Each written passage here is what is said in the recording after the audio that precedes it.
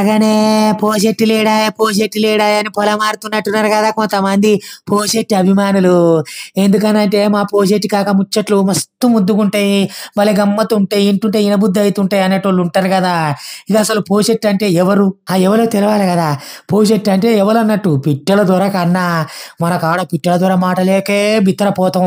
గసొంటిది పిట్టల దొర కన్నా అంటే ఇక ఎట్లుండాలి, మంచినీళ్ళను రోట్లేసి దంచి తొక్కునూరి నా తిందురారని పిలిచినట్టు ఉంటది ముచ్చట. గట్లుంటది కథ. సరే మరి పోషెట్టి కావాలి, ఆయన కమ్మగా పెంక మీద ఏం పొంకనాలు కావాలి అనుకుంటోళ్లకు ఒక ముచ్చట అడుగుతున్నా. పోషెట్టి ఎందుకు కావాలి చెప్పుండ్రి? కాళేశ్వరం పొక్క పెట్టినందుక, లేకపోతే దళితుడిగా ఆయనే ముఖ్యమంత్రిగా పనిచేసినందుక, లేకపోతే 3 ఎకరాల భూమి ఇచ్చినందుక, లేకపోతే డబల్ బెడ్రూమ్లు ఖతర్నాక్ కట్టించి అందరికి వంచినందుక, ఈ 10 ఏళ్లలో చుట్టూ ఖతర్నాక్ చేసినందుక, ఎట్లనో చెప్పుండ్రి ఎందుకు కావాలి? 10 ఏళ్లలో ప్రజల చుట్టూ తిరిగి వాళ్ళని పట్టించుకొని మెప్పించుకున్నందుక ఎట్లా కావాలనో చెప్పుండ్రి. సరే మంచి పనులే చేసిండు అనుకుందాం, అమ్మ ఆ బదనం మా మీద ఎందుకు, మంచిగానే చేసిండు, దిద్ది దీపం పెట్టిండు పోషెట్టి అనుకుందాం. మరి జనం ఎందుకు ఓడగొట్టిండ్రో చెప్పరైతిరి. ఎందుకు ఓడగొట్టిండ్రు, ఎందుకు ఇట్టగానే పంపిండ్రు? ఆయనకేం మస్తి లేదు కదా, నేను దొరని అనే అహం లేదు కదా. ప్రగతి భవన్ తలుపులు ఎప్పుడు జనం కొరకే బాగా తీసిపెట్టిండు కదా. ఈ 10 ఏళ్లలో పోయిన వాళ్ళందరినీ పలకరించి మస్తు మర్యాద చేసి కూర్చోబెట్టిండు కదా, అందుకే ఓడగొట్టిండ్రు అనుకుందామా? సరే గట్టినే అనుకుందాం. మరి ఇప్పుడు ఓడగొట్టినాక ఏం చేస్తున్నాడయా పోషెట్టి?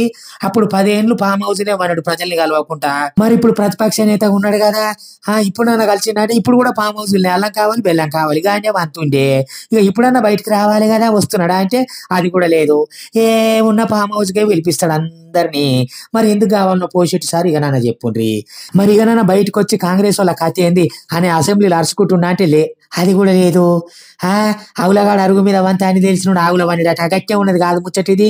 వేల పుస్తకాలు నవిలి మింగి నెమరేసినోడా, 2 తేపల తెలంగాణకు ముఖ్యమంత్రి చేసినోడా. ఇవాళన్న ప్రతిపక్ష హోదాల మరి ఆయన పటాటోపం చూపించుకోవాలి కదా అసెంబ్లీలో, అందరిని గజ్జను అణికియాలి కదా, తెలంగాణ మీద పట్టున్నది కదా, కాంగ్రెస్ వాళ్ళ కథ ఏందో తేల్చాలి కదా. తేలుస్తున్నాడా? లేదు.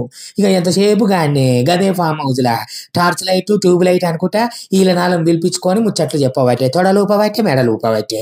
ఆయన కాకపోతే గదే చేస్తేవి, ఇప్పుడు గదే చేస్తేవి కాక ఎట్లా అనేమో గిల్లనబట్టే. ఇక ఏం చెయ్యాలి చెప్పుండ్రి.